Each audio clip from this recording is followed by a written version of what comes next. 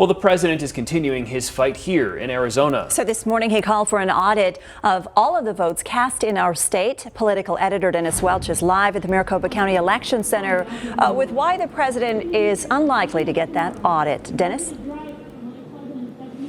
Yeah, and you can see right behind me, there's still some supporters of the president out here this evening, and they are still protesting the results of this election. Now, as far as that audit that the president wants, there is one already underway, but it's not exactly the kind of audit the president would like to see. Meanwhile, one of the top Republicans here in the state of Arizona says this race may be close to over.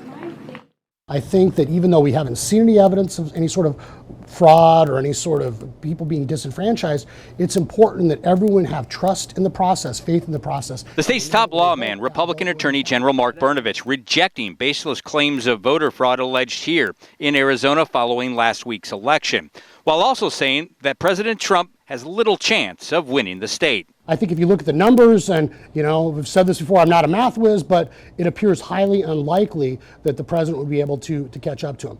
The Associated Press has already called the race for Joe Biden, who holds a slim lead over the president. But the Trump campaign refuses to give up. The president himself tweeting this morning, from 200,000 votes to less than 10,000 votes. If we can audit the total votes cast, we can easily win. We do hand count audits. It's in statute. Secretary of State Katie Hobbs says the counties are required to perform a hand audit of 2% of the ballots, which has already been done. But this is different from an audit of all the votes cast that the president appears to be calling for. A candidate doesn't have the ability to just demand a recount because they want one.